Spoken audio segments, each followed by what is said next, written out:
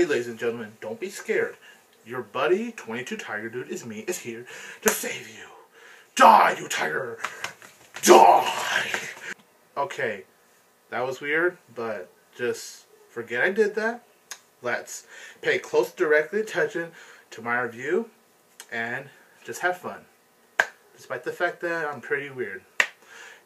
I am reviewing the Simpsons episode, and all I'm going to say is in nice little short words. There's a tree that says hope growing in Homer's backyard. So it's kind of like the tree of life, I guess you can say. And Homer tries to figure out what hope means. This episode, in my opinion, it was good, but I had problems with it.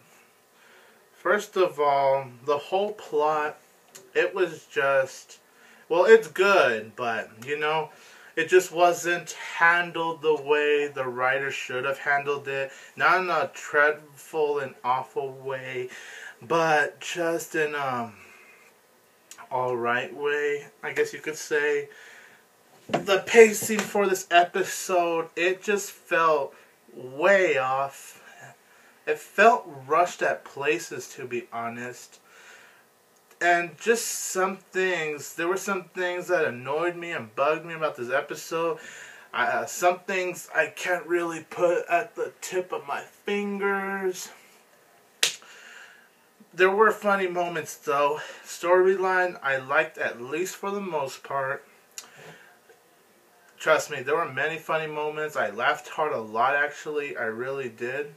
But Homer trying to find this hope thing, while nice, it just wasn't handled in the most right way. So it's not the best of the season, but I did like it.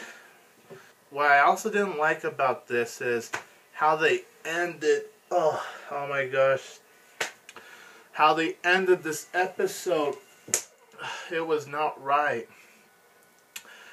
It was bad. That was horrible.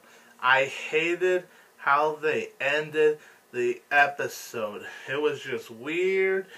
It was stupid, and I can't believe they would just end the episode like that. Like, for real. Why? Why?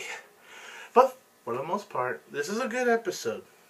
It's still a Simpsons I really care about, although the plot could have been more straightforward to where it was going, and the whole reason, and then the ending when it revealed how Homer had the sign hope on the tree. It was just like, really? You had to go for that? You had to go for that? I was pretty frustrated, let's just say that. So this episode really did not end on a good note. What should I give this episode though? Based on my point of view, I'll give this Simpsons episode a 7.5 out of 10. Alright, Bob's Burgers. Because that's my favorite show in the whole world. I love Bob's Burgers. Oh, I so don't. Okay, but let's just get this over with. Okay, well, Bob's Burgers, the plot was just about the shark and this mechanical shark thing. That's really as best I could describe it, just because I don't care too much on how to describe it. This episode, compared to the Thanksgiving episode, wasn't bad. It was overall pretty good. It's great. It's at least an enjoyable enough, refreshing entertainment. So, thank you. I really wanted that. There's some funny moments. It still has your usual annoying kids moments. Like, seriously, those kids, oh man, their humor, Bob's Burger style of humor when it comes to the kids really gets old after a while. The whole thing with the mechanical shark was funny. Bob's friend, forget the name. I don't find the time to remember the characters in the show's name for some reason. I don't know. So, anyways, his friend was funny here. He adds that witty, wacky, kind of odd humor. But that's kind of what I like about Bob's friend right there. Bob was actually funny here as well, considering the fact he really doesn't add that much humor to the show. And plus the guy who voices him forgot his name. He's really much more funnier in Archer than he is in Bob's Burgers. And that's because of the lines they provide him. So Bob as a character is alright, but the person who voices him does a good job voicing him anyways, because he's like the comic relief voice actor right there, and he's very talented. And, you know, I watch the show because of you guys. If I weren't doing these videos, I wouldn't be watching the show right now. But I do it for you guys, so. And I do have fun making these Animation Domination videos, so that's another reason why. So, I'm going to go ahead and give this an 8 out of 10. Fun, great, enjoyable, definitely better than the Thanksgiving episode.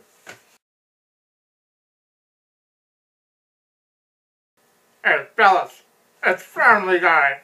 That was Peter Griffin. I'm sorry if that sucked. I tried my best. Alright, Family Guy is about when Lois Griffin is in her midlife crisis because it's her birthday and she doesn't like the fact that she keeps aging more and more, and they feel bad for her. So the family had an idea. Well, actually it was more Brian's idea, but they wanted to throw her a surprise birthday party with just everyone that knows her and cares about her, like her parents, Peter's friends, and all that stuff. But then Peter makes it worse by reading this poem. So Lois is like insecure and has like low self-esteem because she doesn't want to accept the fact that she's aging. So she's getting into a midlife crisis. So one day Lois dresses up to be a young, I wouldn't say slut. Well, yeah, she dresses up as a young slut. Not gonna lie, she was pretty hot though. Alright, that's not the point. Man, Family Guy's been really on top. This episode isn't my favorite, but it's pretty close.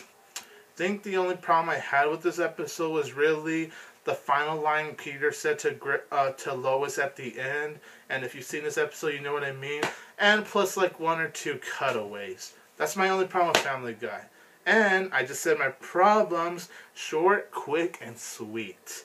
Let's go to why I really almost love this episode. I really love the plot to the whole Lois midlife crisis thing. I loved how she was going. Like I said, I thought she looked extremely hot. That's just me though. Call me weird, but it's true.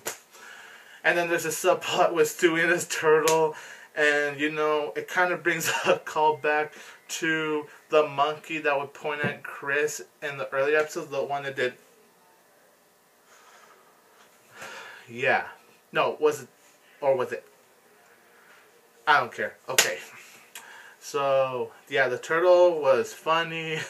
And then I think Stewie would blame the situation that the turtle did on Brian. So I thought that was a hilarious subplot. And, you know, it's just plots like that that make you still really like Family Guy.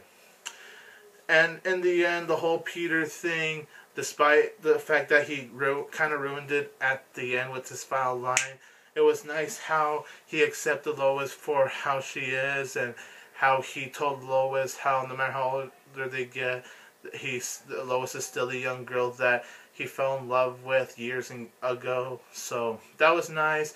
It was pretty heartwarming near the end. It was very funny. It's well written. Seth MacFarlane is definitely doing a great job with this season, so keep it up. And I'm giving this episode, the perfect streak is done, but you know, it's not bad. I really enjoyed it. 9.5 out of 10 for this Family Guy episode right here.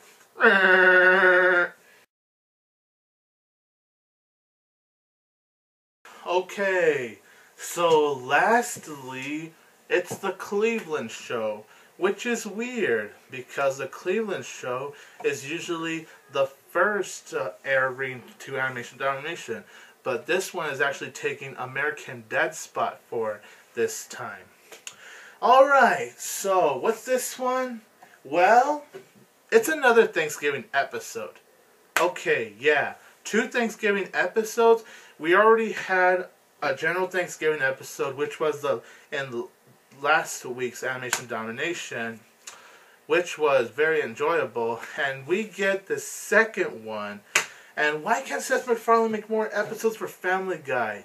Really, I want to see more Thanksgiving, Christmas, and Halloween episodes of Family Guy, but yet he makes them for the Cleveland Show mainly. That's what it feels like. And I like Family Guy way more than the Cleveland Show, so that really bugs me right there. Anyways, let's get this through. This episode is about when Junior wants to save the turkeys. So he finds a way to escape the turkeys from the farm. Meanwhile, Donna makes a Thanksgiving float. She's in some, just making a Thanksgiving float, and yeah. That's all I'm going to say. I think this is it's an okay Thanksgiving episode. I enjoyed some parts, I didn't like some parts. So, it overall ranges to being an okay episode. It's enjoyable, but it's really nowhere near as entertaining or funny or well written or well executed or very nicely paced as the previous Thanksgiving episode from last week. But I enjoyed the plot where Junior tries to escape the turkeys. I got a good laugh out of that one. And then plus, I'm only going to spoil this one part. But there's this one part where Rallo, he's on top of a turkey float, and he's all like, man, to think we're in the middle of these two right here. And like on one side it was a Bart balloon, as in Bart from the Simpsons, and on the other side it was Stewie from Family Guy. So Rallo was getting mad that he's in the middle of Simpsons and Family Guy. So that was a clever gag for Seth MacFarlane to do right there. There were also clever references that Seth MacFarlane didn't hear. Like, there was one that they did a reference of, I think it was for Angry Birds or something close to that. And, you know, the references were, like, maybe the best part of the episodes because they were clever. They're the ones that really made me laugh. So, I like how Seth MacFarlane's trying to add more clever jokes here. Oh, unfortunately, there were a few poop jokes, fart jokes in this episode. And oh my gosh, yes, did I dread that. But I can easily forget it because, yeah, compared to the other episodes, it's really not that bad. The Donna plot with her making a flow, I really didn't give a crap about. Execution could have been better, but, you know, it's fine for what it is. It's nothing good, but it's nothing extremely atrocious either. But this is definitely not a very good Thanksgiving episode. Definitely not the worst, though. I forgot what Thanksgiving episode was, but it was a horrible one. What was it called? I think it was called A Bad Thanksgiving. I think that's what it's called. And man, can I see why I got that title? Because it was very bad. So I'm giving this Cleveland Show episode a 6.5 out of 10.